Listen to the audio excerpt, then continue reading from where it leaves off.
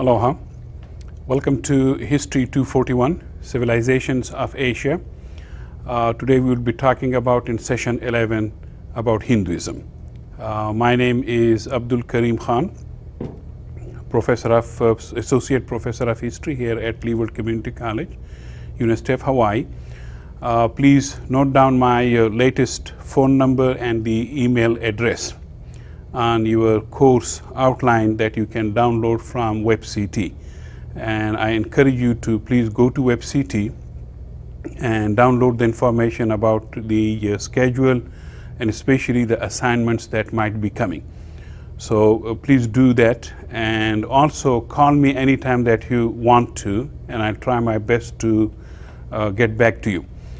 So for the email address is concerned, these things can change, with the passage of time. So please, again, check the latest email address on your course outline and the phone number, the contact number that you would have, and that would be the latest one for your year or semester. So welcome aboard to History 241, Civilizations of Asia, and today we will be discussing Hinduism in session 11. But let's see first what we did last time. We talked about mostly the Indo-Arab trade relations between the Arabs and the Indians even before the birth of Christ and before the birth of Muhammad. So that's the pre-Christian and pre-Islamic relations. Then with the rise of Islam in Arabia, we talked about the extensive relations between the Arabs and the Muslims, and some of the Muslims that went from Arabia and settled in India, that, with the Arabs going to India, spreading Islam in India. That they were encouraged, of course, by Muhammad, the religion itself, Islam. As I told you, Muhammad himself was a merchant, and so Muslims would go to India doing business and also spreading Islam, and there they, extended their colonies and created their colonies and further spread into India, especially in the south. Then we talked about the Arab and the Turkish and the Afghan invasions on India. And so that's the invasion, nothing new about it. India had been invaded by so many people, the Greeks, the Persians, and now the Arabs were coming and the Turco-Afghans were coming to India and imposing themselves upon India as well as spreading their new religion, Islam. With the coming of the Muslims, we talked about how the Muslims established their rule, political rule, military rule, and how they, created a new kingdom which goes under the title of Delhi Sultanate, and that Delhi Sultanate the Muslim ruled for 300 years, from 1206 to 1526. So the first Muslim rule was established in Delhi, from where they would control most part of the India. Then we talked about the legacy of Islam in India in terms of the political rule, the society, the new society they brought to India, and the brand new religion that came to India. India itself was the land of religion, no question about that. A lot of religions, predominantly three religions: Hinduism itself, the largest religion in India, and then Jainism and Buddhism. There, even before the rise of Islam, there was a little tiny minority people on the southwestern coast of India, Christians and even some Jews. So the coming of another religion from the Middle East like Islam was not really a new thing, but Islam came with a bang. It took over, most of northwestern part of India, established the political rule there, and with that, Islam becoming like a predominant religion in the northwestern part of India. That is the India of the Indus Valley civilization and the Indus itself. That northwestern India was dominated by the Muslims, not only in terms of the political, the military rule, but also the social and the religious rule in northwestern India. So here, for the first time now, you see the Islam becoming a predominant religion in India, which is now the second largest religion in India. So before we get to Islam and talk about Islam, in today's session I would like to talk to you about Hinduism in this session 11. And so let's see, we talk so much about so many dynasties, Indian dynasties, and we again and again we refer to Hinduism and the Hindu people and the Hindu rule or Hindu gods. So today I would like to give you a view of Hinduism, and I should warn you or alert you there would be new concepts, new terminologies, new words, new phrases, new terms. Don't panic, but this is India, and there would be English equivalencies. You would know the meaning of each and every term, what it means and what it stands for. So take good notes, and this it'd be easy. Although foreign terms always make people a little bit uneasy. So let's see what do we have today in session 11. We will talk about the origins of Hinduism, how Hinduism started in India, where it came from and how it spread. We would also talk about the Trimurti or the Trinity of gods in Hinduism, the three major gods or deities that you see in the Hindu religion. So we would talk about them. Then we would talk about the holy books, the Vedas or the scriptures, the holy books of Hinduism. Also the beliefs and practices, what Hindus believe and what they practice and what makes them Hindu, or for that reason how they perceive themselves or other people. So in terms of the beliefs, the belief system and the practices. Then we would talk about the caste system that was and still is a major part of the Hindu religion. And after that we would talk about the objectives and the debts of how people, what they think, the Hindu people, what they think, what they should be doing in terms of to be a good Hindu, what they should do and what should they avoid, to get moksha or to get salvation. So those do's and don'ts would be there. And keep in mind also, all religions, they share one or something with another, with among themselves. Although Hinduism is very, particularly geographic to India, no question about that, and from there it would spread later on to other places in South Asia and Southeast Asia. But at the same time, whatever religion you might have, whatever faith you might have, your personal faith or personal religion, see if you can find something in your religion, that is very much not exactly the same thing, but still you share something with this Hinduism. And that's one beauty of all these religions, that they have a common ground. Although there would be difference in the temple, difference in the deity, difference in this and that, or the structure, or the the belief system, but believe it or not, there would be something that definitely you can associate with or relate to your own religion. So keep in mind the similarities of your religion that you might have, with Hinduism, although very different religion, but still check that out and keep that in mind as we go into it. Let's start with the origins of Hinduism. Just like you have other religions having a particular founding father or a deity or a god that we can associate that particular religion. For example, Buddhism.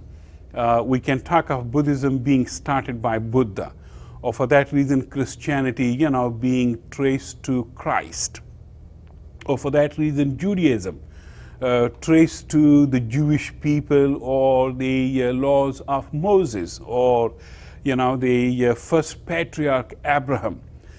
Or for that reason we can trace Islam to Arabia or to Mecca and Medina, the point of origination. Or we could say Islam really started with the rise of Prophet Muhammad. So that's how we associate religions with a person, with a people, or with a place. Hinduism is not like that. You cannot trace it to one person, one god, one deity, or even one group of people. It was made by different people, outsider and insider. The outside people that came and invaded India, and they are believed to be the one who brought, religion to India and then mixed it up with the other people. So let's go into presentation and see. This religion, Hinduism, in India, it's not really called Hinduism as we call it, in English, or the European or the American might know it. In India, it is referred to as Sanatana Dharma, the everlasting law or the everlasting religion or morality, or philosophy. Sanatana Dharma, meaning the everlasting law or religion, or religious law, or religious duty. So that is the proper name of Hinduism in India. This would be something like, if you had asked the first converts to Christianity, what they refer to themselves, you would be surprised. Although now in English terminology or English language we call them Christians and Christianity, but if you had asked the group of people who converted to Christianity, they would be referred to as, after maybe Christ, would be referred to as Isai or Isaiah or Nasrani. These were the names of the first Christians in their own local areas, as they were called, Isai. That is from Isa. Isa was the name of Jesus, and that Jesus is derived from Isa, his real original name, as his mother Mary or Maryam named him. Similarly, Yehudiya is the religion where now in English we call it Judaism, or the Jewish religion. So this is exactly what it is with Hinduism. We call it Hinduism, but the people who practice or believe in it, the Hindus, they call it Sanatana Dharma. Sanatana Dharma, the everlasting law or the everlasting religion. Let's see further on in the presentation. The Hinduism, as we would refer to it, of course, in English, Hinduism, this is truly the spirit and the substance of India, or the be all and the end all of India. This is the identity, the great identity of India, and no offense to, other religious groups like Muslim, Jews, Christian, Hindus, Buddhists that live in India, but Hinduism is really associated with India, and India is associated with Hinduism. Hinduism is religion, no question about that. But at the same time, just like so many other religions, this Hinduism is also a culture. It's a way of life. To the extent that it controls what you eat and what you cannot eat, with whom you can associate or you cannot associate, with whom you can eat and you cannot eat. So it's not just only religion, going to a certain temple or praying to a certain god at certain time or whatever you pray. It's not just only that. It is life. It's a lifestyle.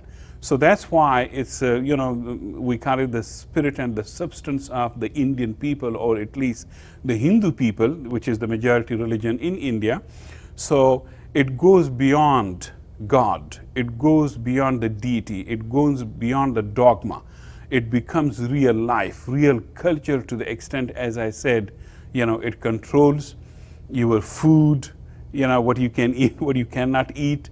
It controls your association, whom you can marry and whom you cannot, who could be your friends and who cannot. So similarly, it's a religion, but at the same time, it is a culture that goes beyond religion, from gods to beings, to human beings, and to real life. Let's see further in the presentation. There is the symbol of Hinduism, and it is the word that sounds Om, and that symbol signifies God. a God who has no beginning, no end. And Om is also, I show you the symbol. Om, this symbol is Om, also the vibration of the universe. So you know, if the universe was to speak or to sound like, that would be Om. And it's written, as you see it, you know, in Sanskrit. So that's the major symbol of Hinduism. This is the sound of the universe. This is the vibration of universe. So here at the outset, we can associate Hinduism religion with its concern with the, not just only with the gods or the deities or with the people. It's very much concerned with the universe, how this universe started, you know, in terms of like a genesis, so to speak. How it started, what's the purpose of this universe, where it's going, you know, and what is the role of the human beings in this universe. These were some of the eternal questions that the Western civilization, you know, had to deal with in Greek philosophy, especially in Greek philosophy, and the Middle Eastern people had to deal with in terms of the Jewish religion or Christian religion or Islamic religion. So similarly, Hinduism also has that concern with, you know, with the universe, how it started and what is it for. So hence this Om word or term or sound that is the vibration of the universe itself. Let's see further how this religion started. The origins of Hinduism, the predominant theory is that this religion was originally the religion of these Aryan people or Aryan people.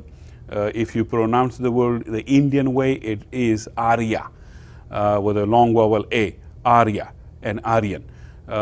So these Aryan people whose original homeland was somewhere, as we talked about them, you know, in last sessions, somewhere between the Black Sea and the Caspian Sea. And so from there they came to modern day Iran and modern day Afghanistan and modern Pakistan. They entered, you know, the Indus Valley civilization as early as 1500 BC. So these Aryan people, they already had Hinduism, what now we call Hinduism, but not exactly in the same shape or the same, you know, number of gods or the same belief systems. They just had the original idea of now what Hinduism is. They had their own gods, their own beliefs, you know, but as that was not enough. And this would be also a case with every religion. Anytime any group of people, when they take their religion from one place to another place, and they spend some time with the change of the place and the people and the period, definitely the religion changes. It, of course, it adds something new and it deletes something, the old one. So this addition and deletion develops and evolves, you know, and like in any religion, evolve in the present shape that we find it now. So keep in mind, Hinduism, originally the religion of the Aryan people that came to India, invaded India, especially northwestern India in 1500 BC, and they are also believed to have killed the Indus Valley civilization, which, you know, collapsed about that same time, 1500 BC. Then let's see further.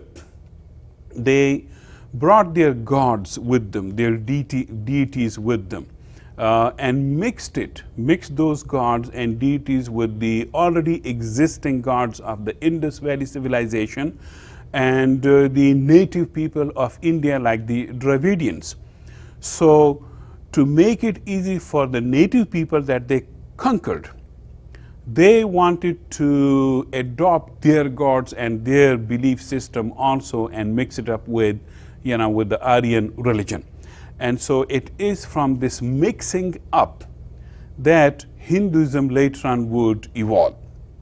So if you're thinking in terms of the purity, you know, it's just not there. And it's sort of, in a lot of religion, it's a myth. You know, the purity of the religion as being practiced, you know, the way it used to be by the founding father or gods, Now, with the passage of time, religions, they do change. They pick the local custom, they pick the local beliefs, they pick the local language. So the language changes from one to another, for like in terms of Christianity, from Hebrew or Aramaic, to whatever languages among the people that it spread. Similarly, in Hinduism also, it would change, the language originally being Sanskrit and then something else, from Pashto in the northwest to Bengali in the northeast. So different languages would come and play their role, different belief would come and play their role in the evolution or the development of this religion that later on, and now we call it Hinduism. Let's see further. Hinduism, for that reason, was more inclusive of other gods, other deities, other beliefs, and less exclusive. A lot of religion they don't like, mixing up with other religions, but Hinduism, as was, the case at that time, the Aryans, they needed other people, their beliefs, to make life, the coexistence of different people possible. So hence, much more inclusive rather than exclusive compared to other religions. Also, a unique feature of Hinduism is that it is non-proselytizing, meaning it does not want to convert people, non-Hindus, to Hinduism. Now think about it. Every religion, that we see, whether that is Judaism, Christianity, or Islam, or Buddhism, all these religions would love to convert you, to their religion. Muslims would love to convert you, Jews, Christian, Buddhist. However, Hinduism does not want to convert people. It's a unique, feature of this religion, and you might ask, why not?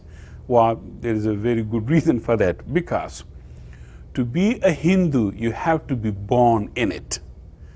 And when you are born in it, only then you would know what family, what caste you are born in, and what profession you would adopt when you grow up, and whom you can associate with, and whom you can marry, and whom you can eat. So that is the reason if you convert other people, Europeans or Africans or Americans or somebody else, then how you would treat them in the caste system, unless and unlike you say, okay, forget about the caste system, we won't follow it, and which is now abolished. In India, legally, constitutionally, one is not supposed to practice the caste system. One is not supposed to do any political, religious, or social, economic, or employment discrimination against anybody, which used to be, and still unfortunately, though all those discrimination exist in India, in the larger part of India, that is the rural India, the village India. But here, that was the reason, to know who is born in what caste. So you had to be a born Hindu to practice it and to understand it. You can read tons of books about it, and understand the dogma and the practice, but still it is a religion that does not want to convert people. However, there are, other denominations like the Hare Krishna people. It's okay, if you convert to them and hang around with them and say Hare Krishna, that's fine with them. But mainstream Hinduism does not want to convert people because you have to be born in it. Let's see further in the presentation. Symbol of Hinduism. One is this major symbol is the Dharma chakra, the wheel of life. Much more, and you see that symbol even today on the Indian flag, Dharma chakra. Also, whenever you go to sacred places, you would see it. This is the cycle or the wheel of life that we would talk about later on. So keep in mind Dharma chakra, a major symbol of Hinduism, which simply means the wheel of life and how life goes through, the different cycles of the chakra or the Dharma. Further, don't panic now. This is Savastika. yes, but whenever you see swastika, you should not necessarily associate it with Hitler and his gang or Nazism or a symbol of hatred. No, this is a very ancient symbol of the Aryan people, of the Hindu people, and some Buddhists also. Unfortunately, Hitler and the Nazis, they adopted it and they, turned it into a symbol of hatred for other people. This symbol, very ancient and still being used in India, and it stands for prosperity, for well-being. It does not stand for hating other people.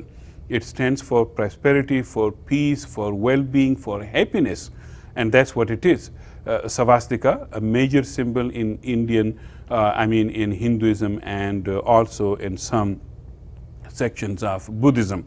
Also, you would see sometime, in the Diwali, you would see that children, here you see two, kids having their own, making their own swastika, especially on the New Year sort of, day, you would see it in Diwali. This swastika being, painted somewhere or arranged somewhere or made somewhere. So that does not mean, that it stands for whatever it stood for in Nazi Germany or a hatred symbol. It is a symbol of well-being. So if you enter Hindu or some Buddhist homes in India and there you see it, don't run away. That does not mean hate. It means peace. It means well-being. It means prosperity. So different people, do things differently, but this was originally used by the Aryans, by the Hindus, but unfortunately, Hitler and the Nazis, they adopted it for a very wrong, purpose. And a lot of Indians at that time during the Second World War, they did not like it that their symbol was, so horribly misused. And so that's why they if they could, they would have, asked maybe Hitler, to stop, not use the symbol. Let's move on in the presentation. Let's focus on now the Hindu gods or the Hindu deities. And what you would see here, the what's called the Trimurti, the Trinity of gods. Tri means three, and multi means, like a statue of God or God himself, Trimurti, the Trinity of gods. And there are in Hinduism three major gods, but there are many others, and especially their avatars, or it's particularly their aspects. Brahma, the number one or the supreme God, although he could be relegated to number three when, in the books, but I prefer to bring him as number one because he's the supreme God. He is the creator of the universe. Just like in so many other religions, you have a God who creates religion. So Brahma is, mind you, do not confuse this Brahma God with Brahman, M-A-N, with another God, or Brahmin, M-I-N, with the caste. So there's a little bit problem of terminology and can easily be confused, but keep in mind Brahma being the supreme God, the creator of the universe, and he is very neutral, meaning he is neither loved nor feared. Okay, he is very neutral, and he has, he is part of every soul that you see everywhere, every human being. Also keep in mind that he has 4 heads, 4 hands, but 4 heads and 4 mouths in every direction.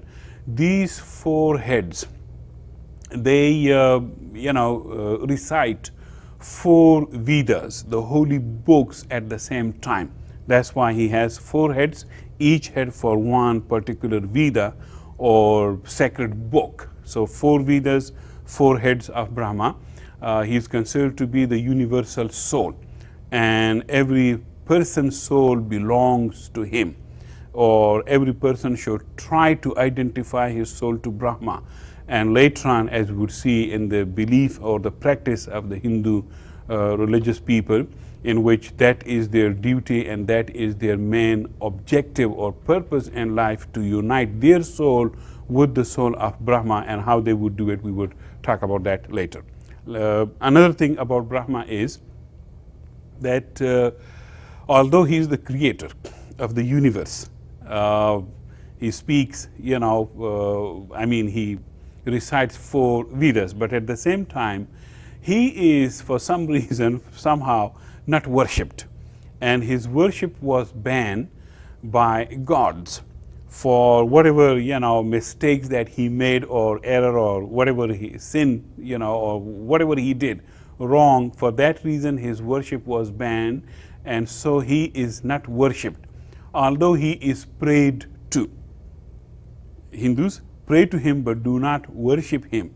That is the reason, compared to any god, he has the least number of temples. Of the 1,000 temples that you would see made to, gods, the other 2 gods in different parts of India, so far I know, he has only 2 temples that were made to him, and so that's the reason he is not worshipped, but he is prayed to, a unique, feature of a god. Let's see further. The other god is Vishnu, and he is the maintainer or the sustainer of the universe. Just like Brahma created it, he maintains it, the universe. He is the preserver, and he is a good god, benevolent god, stands for kindness and mercy, and he is a mild god. So hence he has his own, avatars or aspects.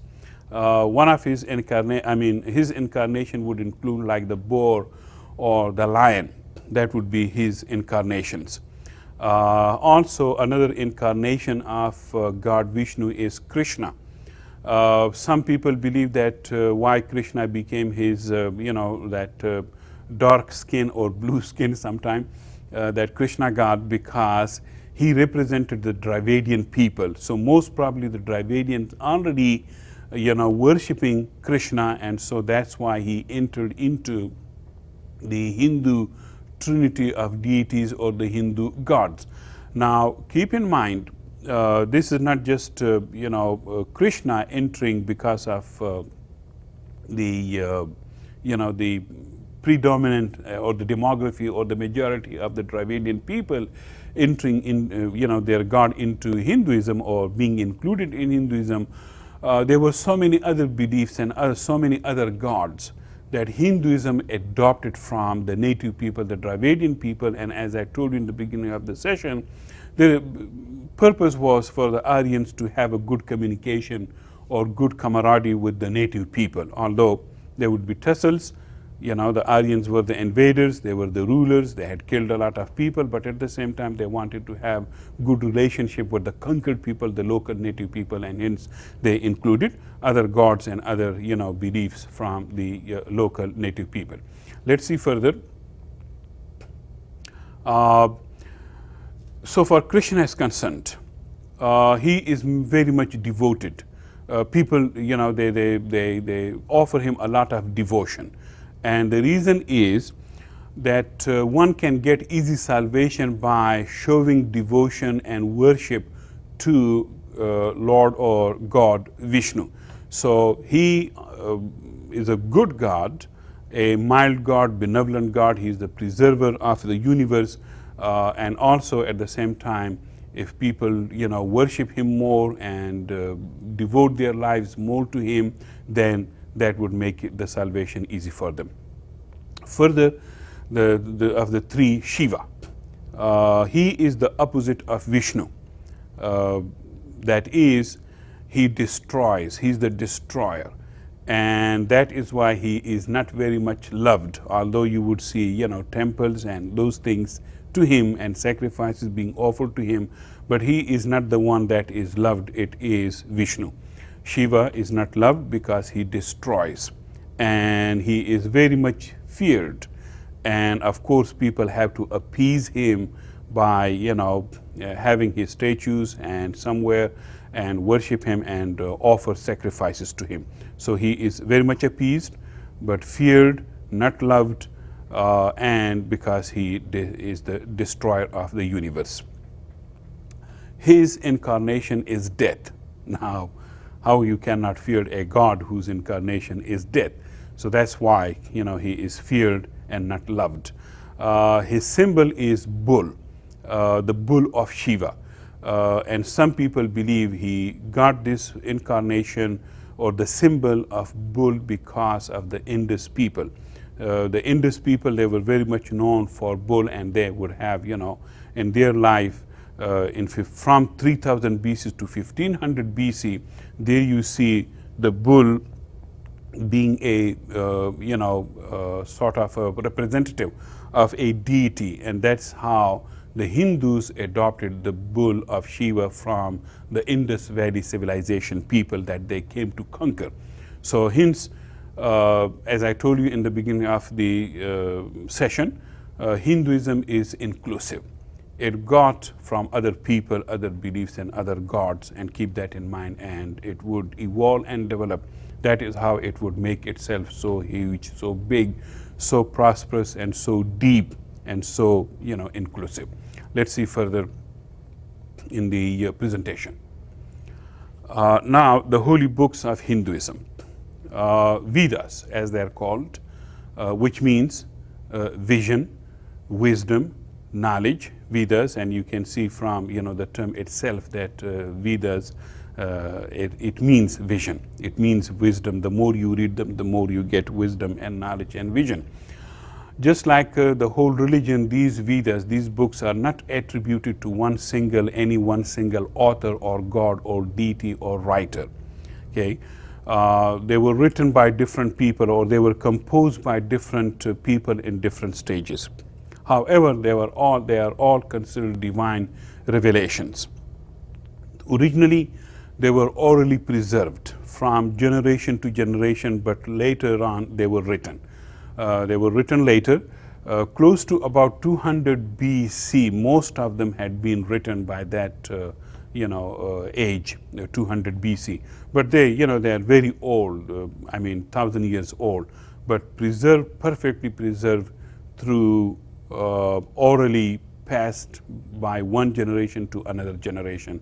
That is as it has happened to a lot of books who were never written before, at the time of revelation, but later on they were written.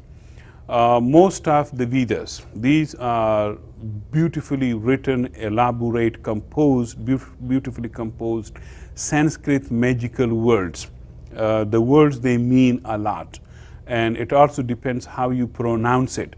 So you have to be a very good Sanskrit reader, or the one to understand Sanskrit very good. And that's the reason not common people would be able to do it like in any other religion. So that's one major reason that for Vedas to be pronounced correctly and to be done and conducted in the liturgy correctly, you need specialized priest called the Brahmins. And it is for this reason that the Brahmins, just like in any other religion, but more than in any other religion, the Brahmins have very powerful position, social, economic, political, very powerful position in the Hindu society. And the reason was this insistence on the word, the phrase, the sentence, the chanting being done correctly, otherwise gods would not accept them. So that's the reason they're beautiful in their incantation, beautiful in their chanting, but for that you need to do it correctly and rightly. Let's see further. The Vedas, Rig Veda is the first and the oldest Veda when it comes to the holy books, composed somewhere around 1200 BC and 1000 BC. Most of them are hymns and, as I said, magical spells. Samaveda, the second Veda, containing verses from the first Rig Veda, and also it is a book of hymns for chanters, particularly the Brahmins. Let's move on further. Yajur Veda, composed around 1900 BC, and you can tell how old they are and perfectly preserved. I don't know how much was added and deleted, but that's the belief that they were preserved and passed on to the next generation. It also contains prayers and spells, mostly in prose, because some of these others, they are in poetry. Atharveda, prayers, spells, incantation, and the vast majority of them are in verse. And so that the verse nature makes it much more beautiful, much more enchanting, and to hear, and that you can, listen to for hours. Atharveda. Atharveda is also believed to be of Dravidian origins and influences, which means that maybe the Hindu people, the native people of India, so much musical, so much given to poetry, they brought that verse nature or poetry or the beautiful or the sweet, incantation or recitation to Atharveda. So most probably these original Aryans being, like invaders and particularly, not so much settled in one place, much more nomadic people, who really did not have much time to think about these things. So that is why when they came to India, they developed, these different books. So hence the reason that the local people, the native people, especially the Dravidian people who had been living in India for thousands of years before the coming of the Aryans, they brought their sutras or their books or their scriptures to be included in the Vedas, and that's how it happens. Let's see further on in the presentation. Brahmanas. Brahmanas, it literally means of the Brahmins or by the Brahmins and for the Brahmins, because these are composed 800 BC. Basically, these are Brahmin religious, priests. The Brahmins, these are priests, and they know what it is. The Brahmanas, they know that these Brahmana contain knowledge of rituals, how to perform a certain ritual at a certain time and place, and how to do it. So that gives the Brahmins religious prestige, social, economic, and political power because of the Brahmanas. They know how to do it. The correct pronunciation of the chants, they know that. They have that perfect knowledge, and hence because of the Brahmanas, the power of the Brahmins. Upanishads, which literally means sitting down near. That is a student sitting down near a teacher to learn all these great philosophical, rules and principles.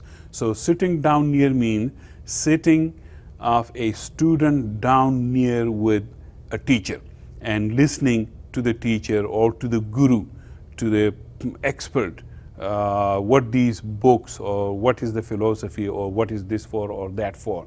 Composed somewhere around 800 and 600 BC. Upanishads are also called Vedantas. This would be something like you can call the New Testament as gospel. So the Upanishads are called Vedantas, which literally means the end of the Vedas. So after the Upanishads, you do not have any other Vedas coming. The Upanishad, basically they talk about the foundation of the Hindu mysticism, Hindu philosophy, Hindu meditation, and it's very philosophical. Honestly, it's not for everybody. These are books, Upanishad, for the scholars that would explain to you what it means to be a Hindu, what you should do as a Hindu, in terms of its philosophy and mysticism. Not an easy thing, but still, they have their experts. Let's see further. Ideas about the origins and the destiny of human beings. The Upanishad explain the secrets of the universe, their origins, and how the human beings, where they are going, what is going to happen to them. So those sorts of philosophical questions, as I said before, that the Greeks had to deal with. Every religion has to deal with these philosophical questions, and so were the Upanishads. So for that reason, these universal questions or answered in Upanishad. And as you have so many religions, each religion would try its best to answer it for you. And then, make life around, or the purpose of life around the principle of those philosophical questions or the answer that they found. So just like, in the Old Testament, what is the purpose of life? Who created this universe? What would happen to the universe? What would happen to the human beings? Just like in Islam, who started it and who would end it? What's the end of life? What's the purpose of life? Similarly, in Hinduism, in Upanishad, you get all these questions and all the answer for that. And as I said, it's not for everybody.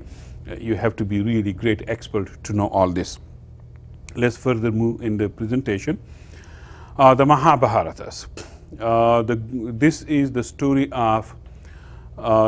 story of the great Bharata dynasty, and Bharata, a place and people, a legendary place and people. But keep in mind that legendary place and people very much became real place and people, and that is the reason because of the Mahabharata, the name of India to the people of India is Bharat.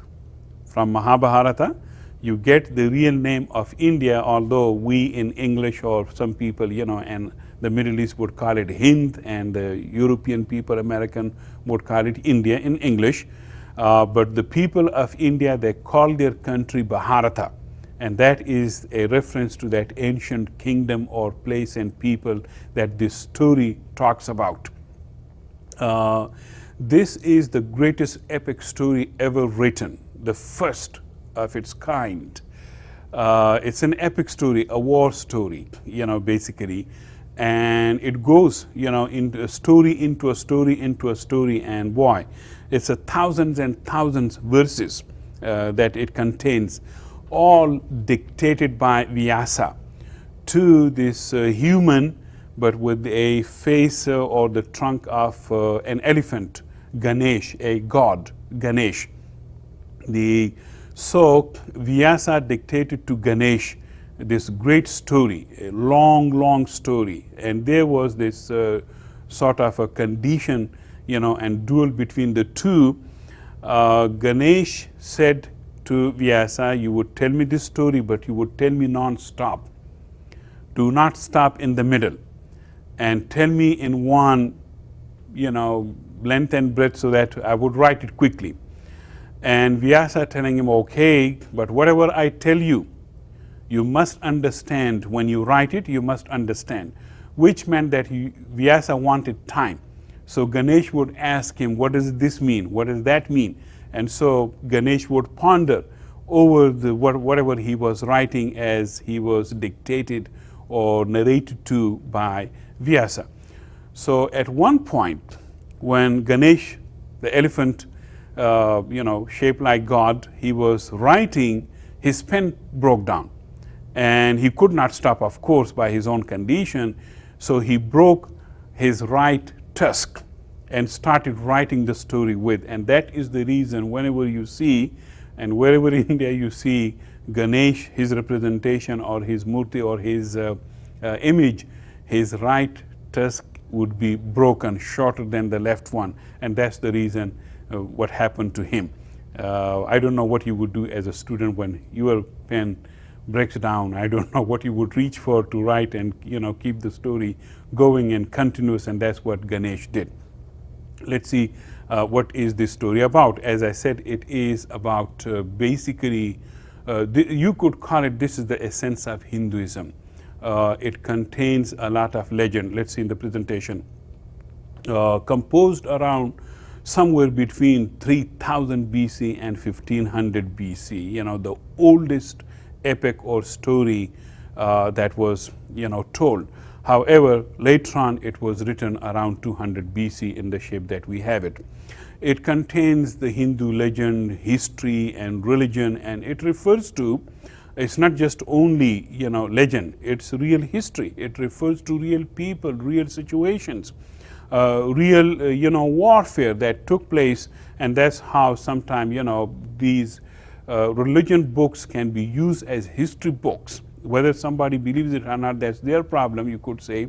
But the people who follow them, just like one can use Old Testament or New Testament, not just only a book of religion, a book of theology, but also a book of history, mentioning real people, real places, real kingdoms, real rulers, and so that's why the Mahabharata also, just like the Old Testament and other, religious books, it's not only a book of religion or a story of religious people, but it's also a book of history, and it refers to, as I said, to real situation and real people, although not many of them could survive those places and people. So that's how, some people treat it as legend. So that's why I included legend, history, and religion all put together in the Mahabharata, great story and epic.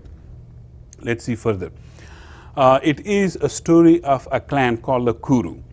The Kurus, they had a problem, and the problem was who would become the next king with the death of the existing king. And so there started a dynastic struggle between the two families belonging to the same clan Kuru. And the two families were the Kauravas and the Pandavas. The Kauravas, these were the older people, the old family in the clan, and the Pandavas, these were the later or the younger one compared to the Kauravas. And so there started a warfare between the two, an epical war, a war of great importance for the Hindu religion and India itself. In the Mahabharata, you get the greatest story called Bhagavad Gita, which means the song of God. And this Bhagavad Gita, the song of God, there is this beautiful story when the major actor or the major character at the end, this person by the name Arjuna, who wanted to fight, but later on he realized that I'm fighting against my own relatives, my own cousin, my own uncles, and even his teachers were on the opposite side. So he came to realize that this was really not the worth, this fight, to shed the blood of his own teachers, his own people, his own kith and kin. So he wanted to withdraw. He wanted to withdraw and said, forget it, I'm not going to fight. Right at that moment, God, Krishna, comes to him and tells him, look, what you see is an illusion, Maya, as it's called. And what you do is not really what you are doing. You have been already picked and destined to do what you must do. So don't blame yourself for the killing or the shedding of the blood of your own people, if that's what you are thinking, as I know you are thinking that way. So don't blame yourself. You are not responsible, but you are responsible to perform this duty, this war. So don't back down, back off. Don't fight and go for it, and without any concern for the consequences. And hence there is a sort of moral. Whatever you are asked to perform your duty, no matter how much you dislike that duty, but since you have been asked to perform that duty, you have been asked to do it, then you must do it, and don't worry for the consequences. Whatever happens, that happens. And so in the Hindu philosophy, it's all Maya, all illusion. You are, the real person to do it. If you have been picked to do it, then do it. And that's how Arjuna says, okay, and he fights, although he loses. His family loses, and the Pandavas, they win the battle. Let's see further. In the presentation, the Hindu beliefs. But before we go into that, the beliefs or the practices, keep in mind there are some misconceptions and controversies, and those are, the major question is, what is Hinduism? Is it polytheism or monotheism? Is it a belief system of one God, like Judaism, Christianity, or Islam, or is it, polytheism, many gods? Of course, we see a lot of gods, many gods, at least three. The major one, the Brahma, the creator, the Vishnu, the sustainer, the Shiva, the destroyer, and then different avatars, different aspects, and different incarnation of these gods. So does that make it monotheism? If you ask non-Hindus, they say, no, it's not monotheism, it's polytheism, different gods. But if you ask Hindus, they say, no, it is still monotheism because everything belongs to one God and originated from one God. So that's why. Then the next question is, do they worship gods, divine beings, or do they worship idols? So for non-Hindus, it's a worship of the idols, so many statues that you see. But for the Hindu people, this is, not really the idol that they worship. They worship God. Only the idol makes it a better, understood, the God better understood or visualized, better. We are human beings. We cannot perceive God, and especially Brahma.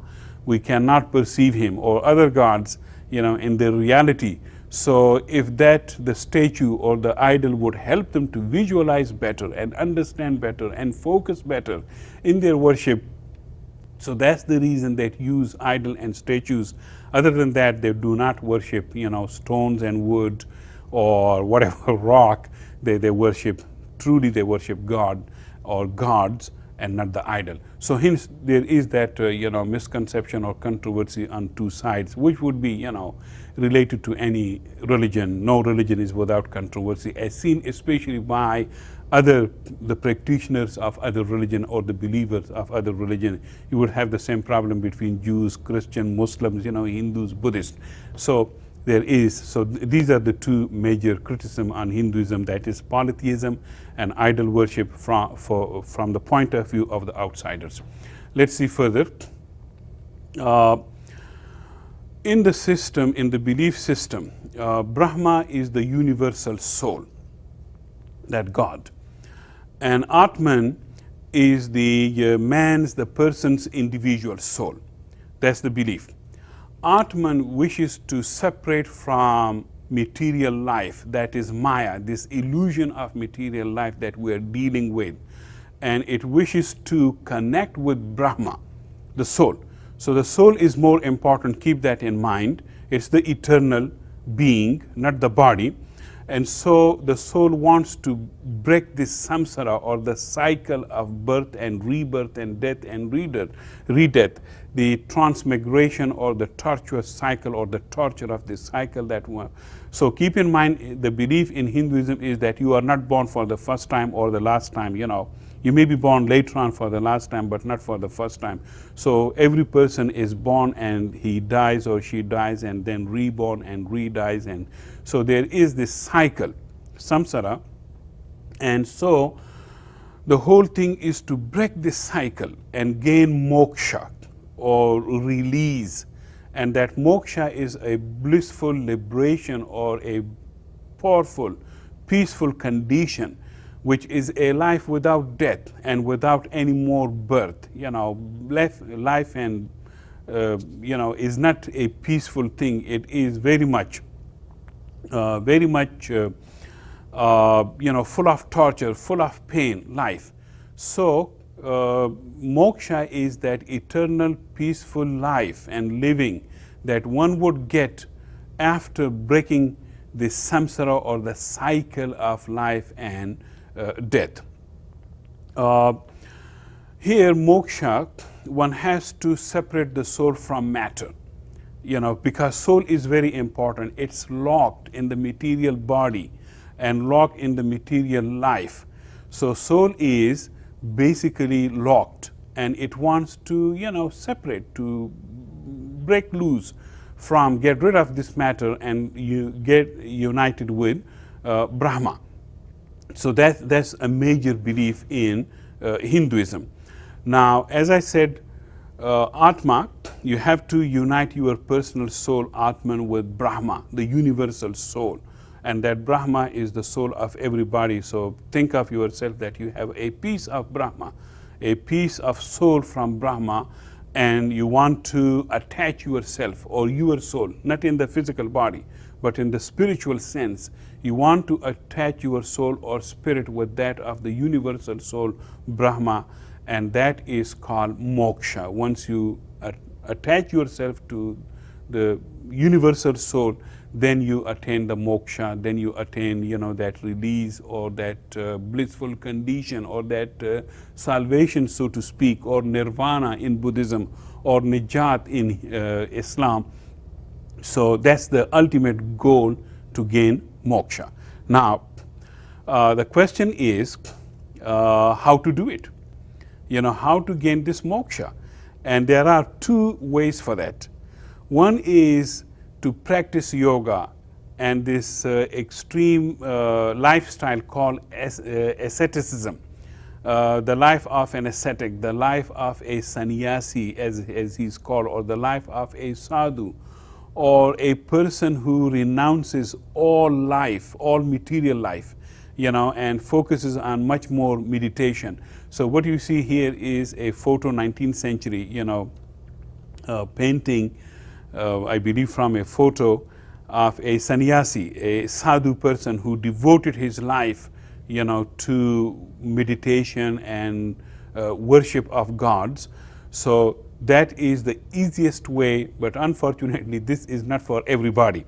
Not everybody can renounce life. Not everybody can do so much meditation. Not everybody can live in this type of a austere lifestyle, asceticism. We have to, feed our children, families and all that. We have to live our lives, We have to do the material things, which also includes war and peace, so many things. So that's why this life of asceticism or yoga or meditation or renunciation of life is really not for everyone. The rest of the people, they have to live their life. But these are the ones that can do it. However, there is one more thing to the life of a sannyasi or sadhu, as the person is called.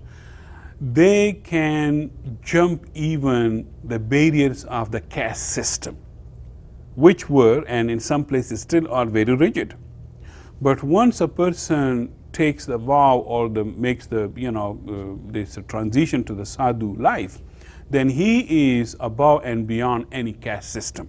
So caste system would not be, would be applied, or caste laws would not apply to him. He would be for everybody, everybody would be for him.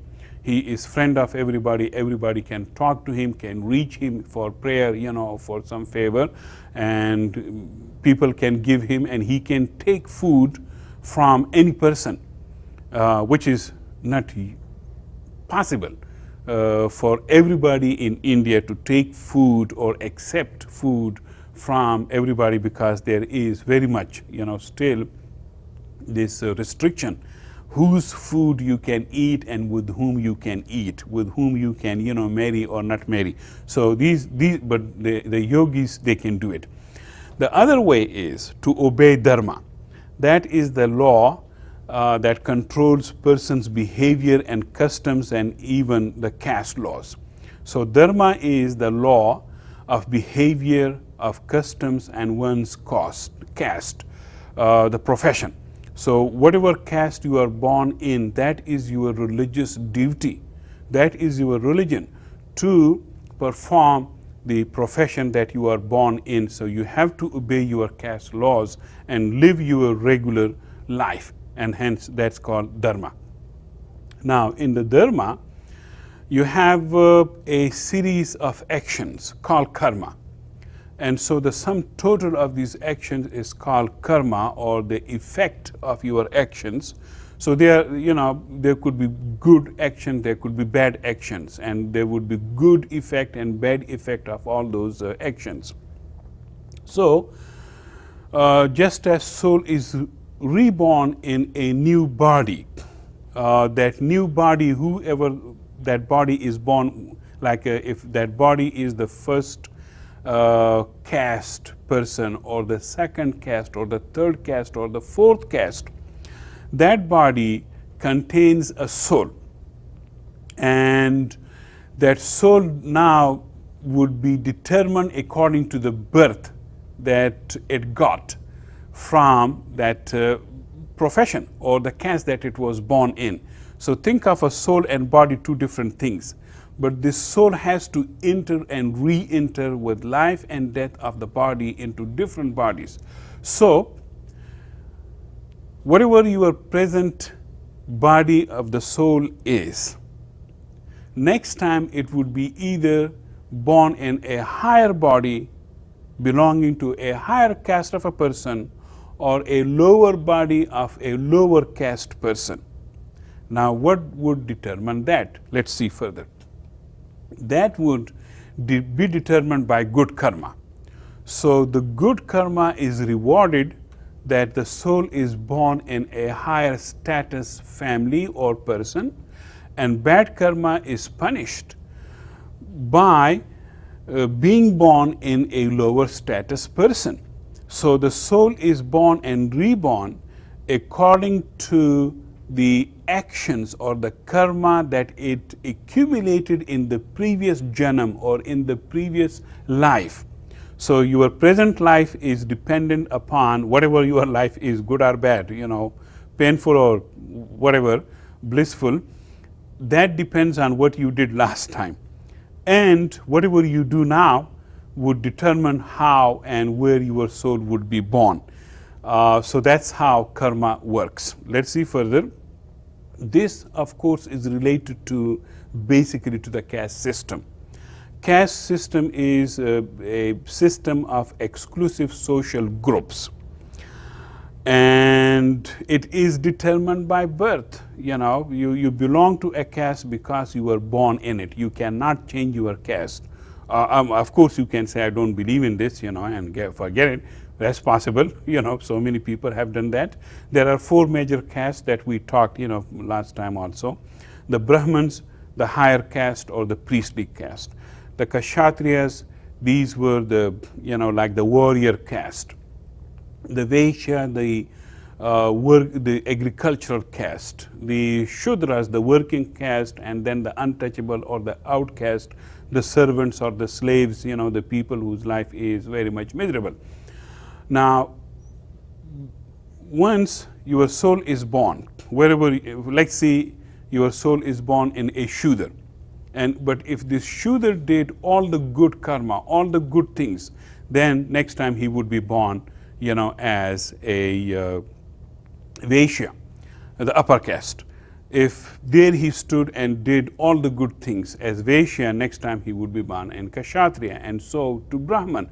And finally, this soul would break the cycle of life and break loose, get complete release from this earthly body and unite with Brahma. And that would be moksha. That would be real release, and that would be a unity with God. That would be sort of, like a nirvana or salvation from the trouble of this life, and that would be a spiritual blissful condition that a person would live, and hence that is practice. And how to practice, how to do that, how to attain it. For the large majority people, the vast majority people of Hindus, they have to obey the laws of their caste. They have to be good in their caste and do their duty. So the emphasis is on the duty. Stay in your caste, do what you are supposed to do. Let's see further. So for Hindu life objectives are concerned. Number one must follow dharma, be good, righteous person. Dharma, the law or the morality. Then one, try to get artha, material prosperity, makes life, easy. So it's not like completely denial, because most of these things are for the vast majority of the people. They should be good, righteous, should live peacefully and in prosperity, artha. Kama, pleasure. Yes, you can say, Kama Sutra from here, pleasure and desire. It's very human to be like that. So it's fine, it's good to have pleasure and desire, no problem with that. And finally, you get moksha, liberation. That's the major Hindu life objectives that we talked about further. So for there are these 5 debts that the Hindu people have to, make.